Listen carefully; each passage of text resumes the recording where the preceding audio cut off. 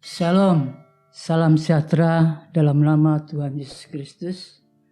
Tema firman Tuhan pada hari ini adalah hidup fokus kepada Tuhan. Hidup ini adalah pilihan.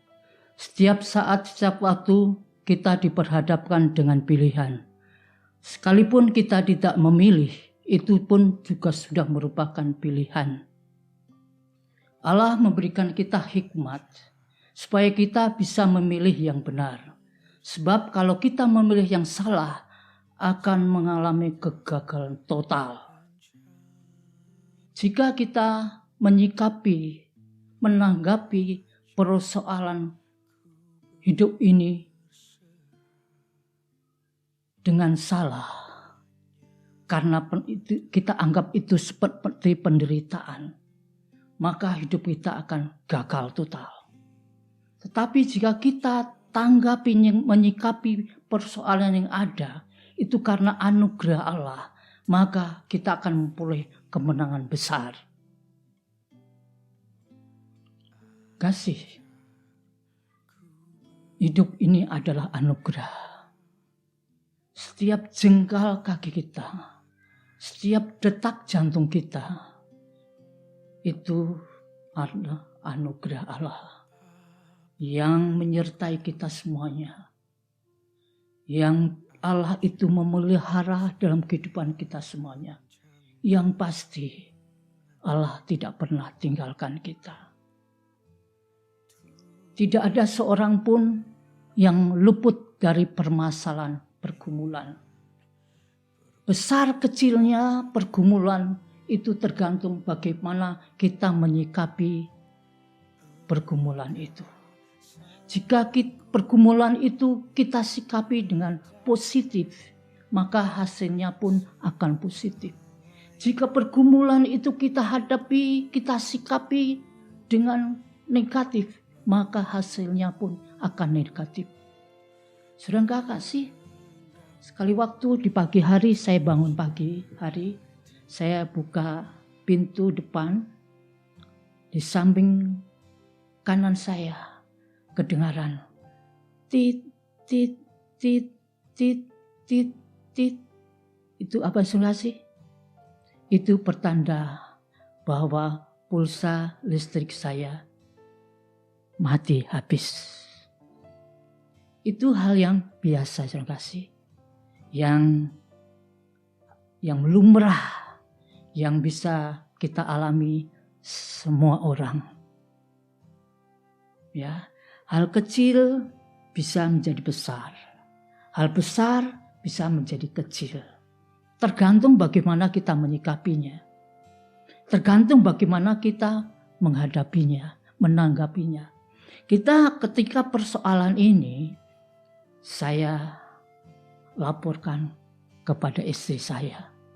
Apa saudara kasih tanggapan istri saya? Dia bingung, saudara kasih. Bagaimana Pak? Bagaimana? Kita nggak punya uang untuk beli pulsa listrik ini. Kita ini hanya punya uang 20.000. Ini pun untuk membeli gas, karena hari ini harus gasnya habis. Bagaimana Pak? Nanti kita nggak bisa mandi, nggak bisa nyuci, nggak bisa makan, nggak bisa apa-apa. Nanti malam bagaimana kalau gelap gulita? Apa kata tetangga? Nah, yang seharusnya ini masalah kecil bisa besar karena kita fokus pada masalah itu. Jadi jelas, kalau kita memfokuskan kepada masalah yang ada dalam kehidupan kita, kita akan menderita. Penderitaan itu, permasalahan itu terjadi, menimpa dalam kehidupan kita karena respon kita yang salah. Karena respon kita yang salah. Akibatnya, kalau orang yang menghadapi persoalan dengan respon yang salah, maka dia akan stres, dia akan depresi, Banyak orang-orang gila, sarap. Bahkan ada yang sakit dan mati stroke. Karena apa? Menghadapi permasalahan itu dengan pikiran yang salah. Menanggapi dengan pikiran yang tidak benar. Maka dia akan mengalami stres dan depresi. Menurut catatan Badan Pusat Statistik BPS, orang Indonesia yang mengalami depresi stres ini setiap tahunnya terus mengalami kenaikan, saudara kasih. Berapa persen setiap tahunnya dalam 5 tahun terakhir ini? Kenaikannya adalah 12%. Begitu besarnya. Yang semula di tahun 2014 tercatat 17.032 orang yang mengalami depresi stres. Kemudian naik dan terus naik. Pada tahun 2018 mencapai 18.276 orang yang mengalami stres. Begitu banyaknya. Saya rasa bukan hanya di Indonesia, di negara-negara pun juga demikian. Banyak orang-orang yang mengalami stres. Banyak orang yang mengalami depresi. Dan sekarang bagaimana caranya kita mengatasi supaya kita tidak depresi, supaya kita tidak stres? Jalan satu-satunya adalah kita fokuskan hidup kita. Kita fokuskan hati kita, pikiran kita hanya pada Tuhan. Kalau kita baca di dalam Matius pasal yang ke-14 ayat 22 sampai 23 diceritakan di sana bagaimana pergumulan daripada murid-murid Tuhan Yesus. Saat itu murid-murid Tuhan Yesus mengalami pergumulan berat karena diterpa badai yang besar sehingga mereka akan tenggelam, mereka ketakutan. Mereka teriak-teriak. Mereka sangat ketakutan. Sehingga sih orang yang ketakutan biasanya tidak bisa melihat kebenaran. Tidak bisa melihat yang benar. Saat itu ketika murid-murid Tuhan Yesus dalam pergumulan tofan badai yang begitu besar, Yesus hadir. Yesus berjalan di atas air. Tapi karena murid-murid Tuhan Yesus itu ketakutan, dia tidak bisa melihat bahwa yang di depan itu adalah Tuhan Yesus. Padahal setiap hari, setiap saat makan bersama, dia bersama-sama dengan Tuhan Yesus. Tapi karena di dalam ketakutan itu, dia tidak bisa melihat bahwa itu adalah Tuhan Yesus. Ketika Tuhan Yesus berkata, "Janganlah takut," maka Petrus memandang Tuhan Yesus. Dia fokuskan hati, pikirannya, pemandangannya kepada Tuhan. Maka apa yang terjadi Tuhan? Saudara kasih, Petrus bisa berjalan di atas air. Petrus bisa mengatasi pergumulan permasalahan yang begitu berat. Dia bisa diatasi karena dia fokus kepada Tuhan. Demikian pula, sebesar apapun pergumulan kita, sebesar apapun badai yang menimpa dalam kehidupan kita, kalau kita fokus kepada Tuhan, apapun juga bisa kita atasi karena kita bersama dengan Tuhan. Mungkin saat ini COVID-19 kita anggap sebagai badai yang besar, permasalahan yang besar, pergumulan yang besar yang menimpa semua orang, semua masyarakat di dunia ini. Mereka takut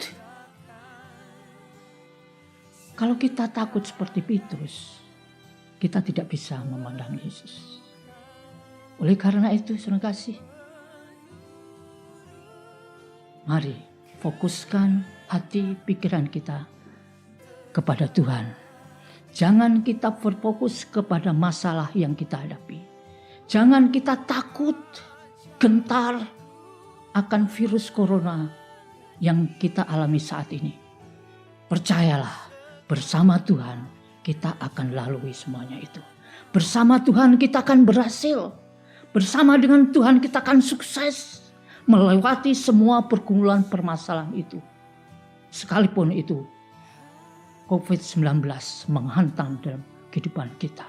Kita tidak bisa bekerja, kita tidak bisa beraktivitas. Tetapi kalau kita fokuskan mata rohani kita kepada Tuhan, Tuhan akan cukupkan kita. Tuhan akan membela kita. Tuhan bersama dengan kita.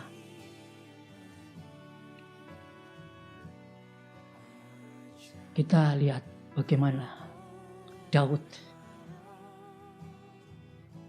seorang gembala itu, ketika dia fokus kepada Tuhan, hati imannya memandang Tuhan. Pergumulan permasalahan apa yang terjadi dapat dia lalui, dan dia bisa mencapai puncak tertinggi menjadi raja.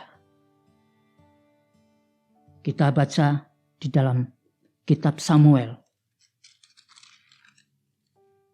ayat 16, kitab Samuel 16 ayat 8. Di sana diceritakan. Saya bacakan, sering kasih. Lalu Isai memanggil Abinadab dan menyuruhnya lewat di depan Samuel. Tetapi Samuel berkata, orang ini pun tidak dipilih Tuhan. Kemudian Isai menyuruh sama lewat. Tetapi Samuel berkata, orang ini pun tidak dipilih Tuhan. Demikianlah Isai menyuruh ketujuh anaknya lewat di depan Samuel. Tetapi Samuel berkata kepada Isai, semuanya itu tidak dipilih Tuhan. Lalu Samuel berkata kepada Isai, inikah anakmu semuanya? Inikah anakmu semuanya? Jawabnya, masih tinggal yang bungsu, tetapi sedang mengembalakan kambing domba. Kata Samuel kepada Isai, suruhlah memanggil dia, sebab kita tidak akan duduk makan sebelum datang kemari. Sering kasih, Daud menghadapi badai pergumulan permasalahan yang besar. Bahkan badai itu, pergumulan itu terjadi ketika Yusuf masih ada di dalam kandungan. Apa yang terjadi, saudara kasih? Pergumulan apa yang terjadi? Badai apa yang dialami oleh Daud? Badai dan pergumulan yang dialami oleh Daud, yaitu kedua orang tuanya tidak menginginkan Daud lahir ke dunia. Kedua orang tuanya menolak kehadiran Daud.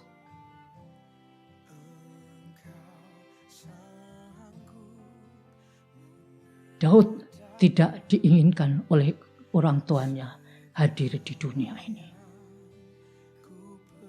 Daud adalah anak bungsu. Mungkin orang tuanya menginginkan anak perempuan, tidak menginginkan anak laki-laki. Oleh karena itu, kelahiran Daud tidak diinginkan. Inilah badai yang menerjang kehidupan Daud. Dia tidak diinginkan, dia ditolak oleh orang tuanya sendiri. Sering kasih, ketika dia lahir ke dunia, ketika Daud ini hadir di dunia, ini pun juga ditolak oleh orang tuanya. Secara tidak langsung kehadiran Daud ini tidak direstui oleh orang tuanya. Oleh karena itu, Daud diperintahkan setiap harinya menggembalakan kambing dan domba. Yang hanya 2-3 ekor saja. Dia diperhadapkan dengan binatang buas supaya Daud mati.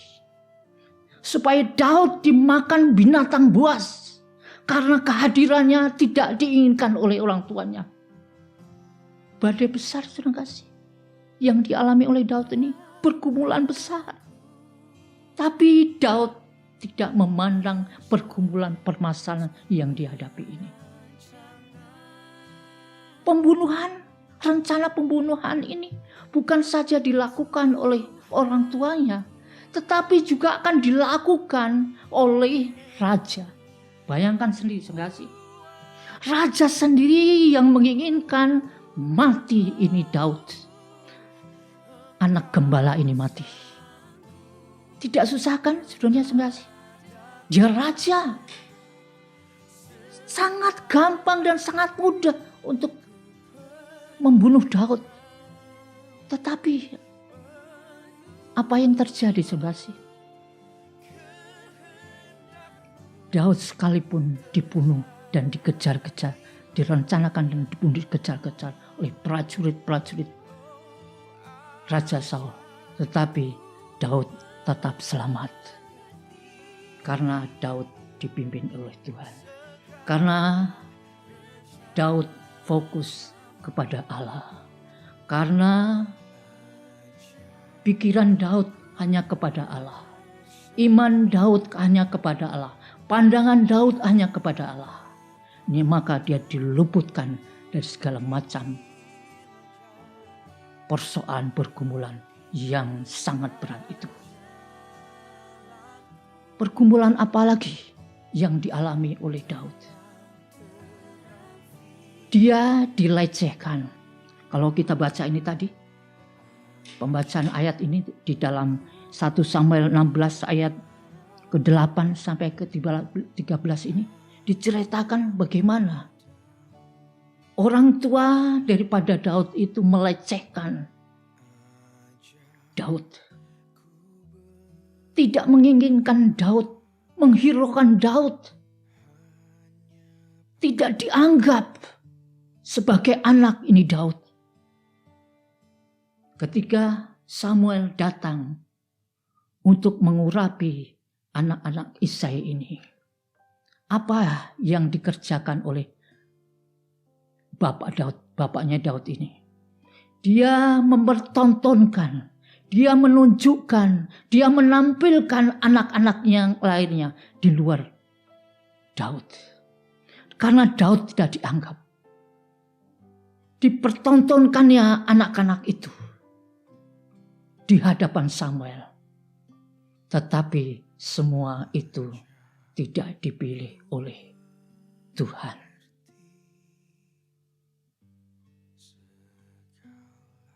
Bayangan saudara kasih.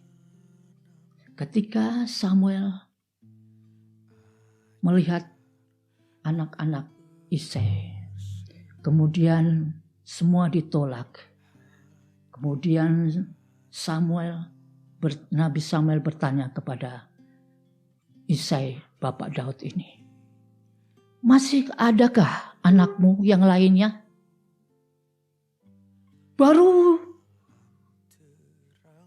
dia bisa menjawab. Baru dia mengatakan, masih ada satu anakku. Tapi dia masih menggembalakan domba. Masih menggembalakan kambing. Ini menunjukkan bahwa Daud tidak diperhitungkan di dalam keluarganya. Daud dikucilkan. Daud dianaktirikan. Daud tidak dipedulikan di dalam rumah tangga. Bahkan dia diserahkan kepada binatang buas supaya Daud mati. Ini pergumulan badai yang sangat besar yang dialami oleh Daud. Apalagi serangkasi pergumulan yang dialami oleh Daud. Dia dimarahi, dilecehkan, tidak dihargai oleh saudara-saudaranya, kakaknya. Daud dijadikan pembantu. Daud dijadikan pesuruh. Setiap hari dia harus membawa makanan ke kakak-kakaknya di medan perang membawa makanan untuk kakak-kakaknya. Tetapi kakak-kakaknya tidak berterima kasih. Malah mereka marahin Daud. Sepertinya dia mengusir. Ngapain kamu datang ke semari? Tetapi sering kasih apa yang dilakukan oleh Daud. Daud tidak menghiraukan semuanya itu. Daud tetap mandang kepada Bapa yang di surga. Itulah kenapa Daud berhasil. Karena Daud fokusnya hanya kepada Tuhan. Jika hidup kita fokus pada Tuhan, apa yang menjadi pergumulan kita, apa yang menjadi permasalahan kita, jangan kita takutkan, jangan kita khawatirkan, jangan kita ragukan, karena Allah beserta dengan kita. Kalau kita hidup fokus kepada Tuhan. Inilah renungan kita pada hari ini. Fokuskan hidup kita hanya pada Tuhan. Jangan fokuskan kepada masalah yang kita hadapi. Fokus kepada Tuhan. Tuhan Yesus memberkati.